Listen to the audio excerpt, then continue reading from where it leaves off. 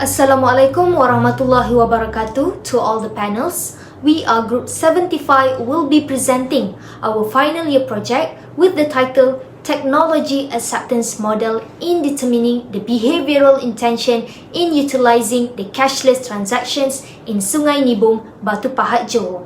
My name is Nurhaida binti Saiman. Hi, and I'm Nirata Shamaso. Without a further ado, let us start with the research background. The 12th Malaysia Plan, which is RMK12, emphasized the growth of the digital economy as well as effort to strengthen digital infrastructure and services to develop future talent to increase the country's economic growth. This strategy will accelerate the adoptions of technology and innovation in making Malaysia a high-tech and high-income country. The Communications and Multimedia Commissions (MCMC) have said this technology will not only revolutionize how we live and make it more efficient and smarter, but will also take the country towards the fourth industrial revolutions beside pull in the investor.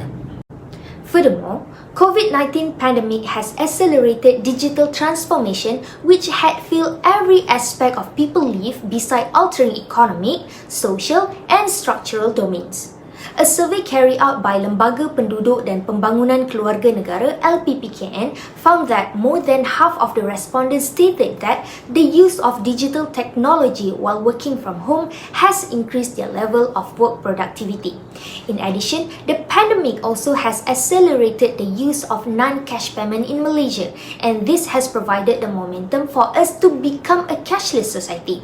Therefore, many programs and policies have been introduced by the government to improve the country's digital capabilities and improve the digital economy, such as Jalinan Digital Negara Jendela was enacted to provide wider coverage and a better quality of broadband experience for the people while preparing the country to 5G technology.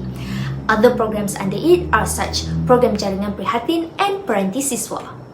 Alright, now we move to research problem statement. The study aims to understand technology acceptance model in determining the people behavior in utilizing the cashless transaction. However, there are three issues found in the study. The first one is technology gap between the rural and urban area. The government has implemented various activity and programs to reduce the digital divide, especially between the urban and rural area. However, the country is faced with the digital divide issue, which is the gap between the people with effective access to the ICT and those with very limited access. This is contributed by many factors such as educational attainment, economic factors, as well as the location. Another challenge on becoming a cashless society is when the society is still reluctant to adopt with the new technology, as it was still early and still new for them. To illustrate, some elderly are discouraged from utilizing internet because they perceive them to be difficult and time-consuming. They believe that the shift towards online services lay more responsibility on oneself to become expert in a variety of fields, where previously people could just seek out skilled people to help them. The elderly resistance to technology adoption is also partly a result of the health aspect. Another reason, according to Chu, the poor in financial, time, infrastructure, also the literacy in ICT and skill become the barrier for the people at rural area to adopt the technology. Therefore, lack of facilities such as having a poor internet will challenge Malaysia to develop more digitalization at rural areas. Now I will continue with the research objective. The first objective, to identify perceived ease of use, affects the perceived usefulness of using cashless transactions among the villages in Sungai Nibong. Second, the objective is to investigate to what extent our perceived ease of use and perceived usefulness influence the attitude of villagers in Sungai Nibong to use the digital technology. Thirdly, it is to analyze how does the attitude towards using digital technology affect the behavioral intention to use the cashless transactions among the villages in Sungai Nibong. Alright, for the conceptual framework, for this research we adapted from Technology Acceptance Model by Davies 1989. Technology acceptance model has been one of the most influential model of technology acceptance, with two primary factors influencing an individual's intention to use the technology, which are the perceived ease of use and perceived usefulness. Technology acceptance model has been widely applied in much research related to the technology acceptance and technology adoption. Furthermore, Davis also introduced the construct in technology acceptance model. Among the construct, perceived usefulness and perceived ease of use form an end user's belief on a technology and therefore predict his or her attitude towards the technology, which in turn predict its acceptance. I will continue to explain research methodology, the cross-sectional design being used for the quantitative method. A cross-sectional design is the observational research that examines information of the targeted population at one particular time. In this study, technology acceptance model is widely used in describing the user acceptance of new technology, which is cashless transaction. Therefore, the unit of analysis is the individual who is the villagers of Kampung Sungai Nibong Batu Pahat Johor, who aged 18 years old and above. Furthermore, this study used convenient sampling technique because the targeted population and targeted area were not possible to collect from the whole population.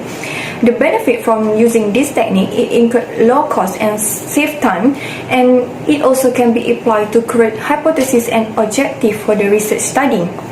To gain the feedback or response from the villagers, a set of questionnaire with 5 Likert scale data measurement will be designed based on the variable used in this study. Next, the appropriate sample size calculation and power analysis have become major issue in research and analysis.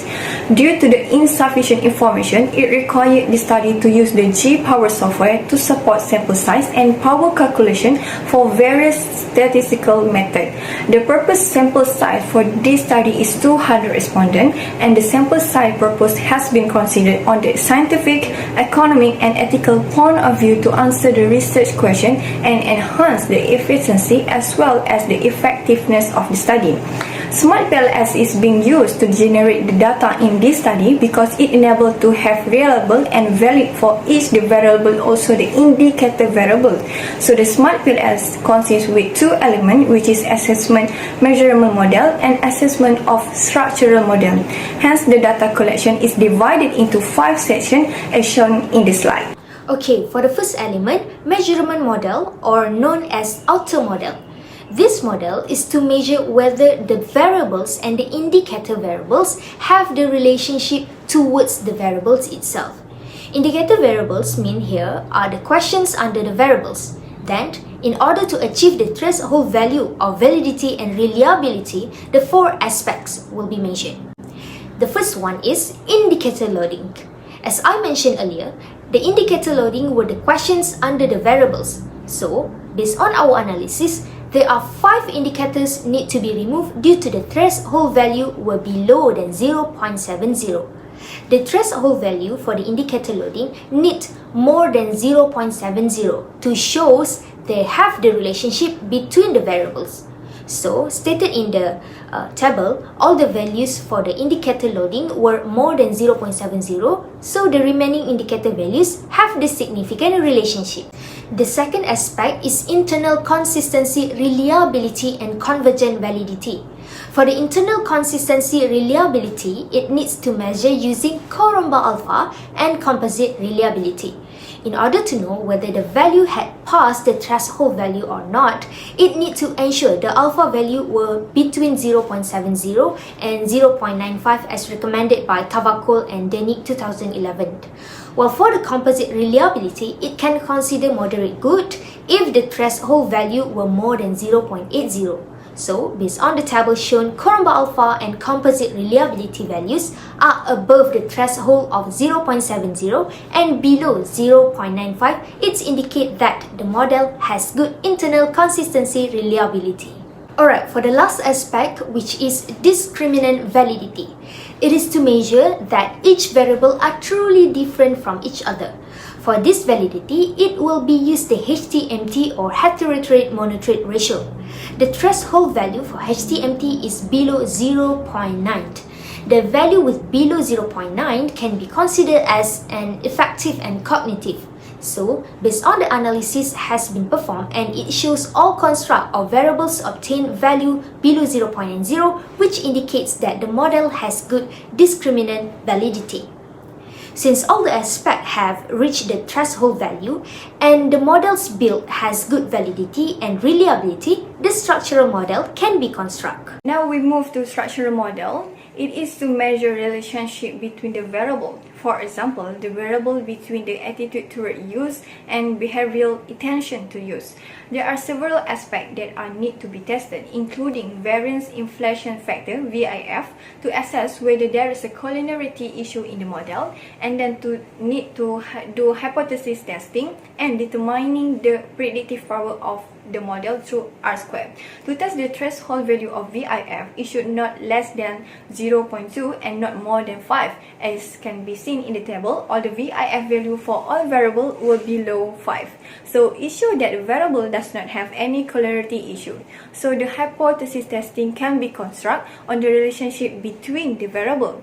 Then for the hypothesis testing, it has been used the part coefficient and p-value to determine the level of significance of the relationship between the variable. The part coefficient should more than 0.1 and the p-value should less than 0.05 in order to get impact toward the framework.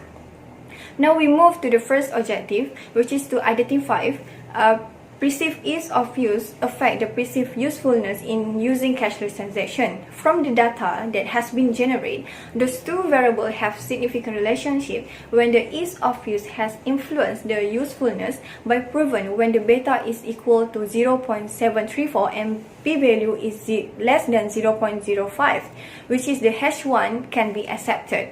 And then it can be stated that the respondent agree that if e-money could give ease to the user, it will give something useful for the user itself.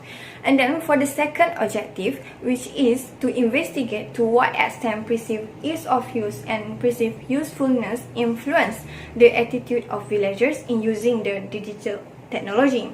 In this objective, there are consist two hypotheses, which is first is to know whether the perceived ease of use will influence the attitude toward using.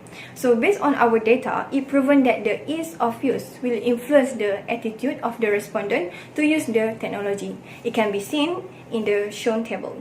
Then, for the perceived usefulness have influenced the attitude of villagers in using the digital technology. The hypotheses were also accepted. Then, the user admit that the usefulness of the cashless transaction will change their attitude to use the e-money. It is because they agree that the cashless transaction could improve their performance.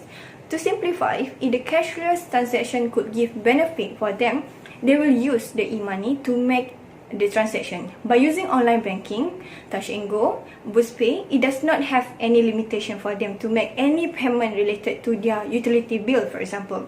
Now, they does not need to queue at a long time just to pay their bills. Then, for the last objective is to analyze how does the attitude towards using technology has effect towards the behavioral intention to use the cashless transaction. For this objective, it also proven when the hypotheses were accepted.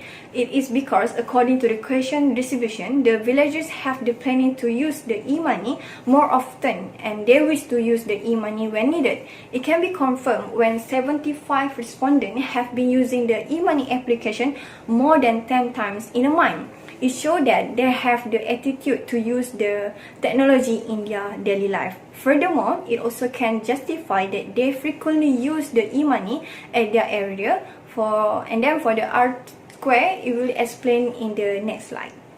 Now we move to the R-square, so we can conclude that after all the hypotheses were accepted, since it has the significant relationship between the variable, then after the hypothesis testing has been made, it will measure the strength of the model predictive model. It measured by to obtain the determination coefficient through R-square. The result of the analysis showed that all the predictors of the dependent variable have moderate value. Therefore, based on the result of our study, all the dependent variables in the model show a moderate coefficient of determination, when perceived usefulness show an R-square value of 53.9% change in variance, and while attitude toward using by 65.8% and behavioral intention to use by 56.1% change in variance from the independent variable. So based on the slide, it was our result from PLS analysis after the system has been generated. Now we have reached the research recommendation.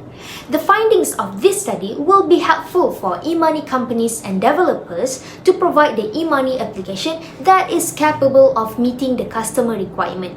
The application should be perceived as marketable and beneficial to consumer. The company shall provide insight for better understanding about factors that influencing consumer intention to adopt e-money or use a cashless system in order to enhance their applications and fulfill consumer desire. Next, to achieve a cashless society in Sungai Nibong, Batu Pahat, Johor, it required training and socialization about electronic money and transaction for the resident. To illustrate, the government should introduce a cashless transaction system in every sector and urge the business to apply the system more often. The government might take this initiative to educate the general populations about the convenience of using a cashless system. Hence, with a lot of exposure towards the use of e-money in every business, it will become a habit for the people to utilize the cashless transaction. Thirdly, the utilizations of e-money system can be initiated by quick internet access and top-notch servers. It is because poor internet connections or poor quality server makes people unsatisfied in using the e-money application. Okay, now we have faced with some challenges while conducting this study. It's quite difficult for the researcher to reach the respondent at research. This is because the location chosen was quite far from researcher place. The researcher took the initiative to obtain their information by distributing the survey question in the Facebook group of Sungai Nibong residents. Even though the questions have been posted in their Facebook group, it takes quite some time for the survey to meet the number of target required. When the survey questions are distributed online, the data information obtained may not be from the desired audience. Thus, for further recommendation as a start to learn to do research at the degree level, researchers should choose an area that is easy to reach, like choosing a neighborhood around the home is one example.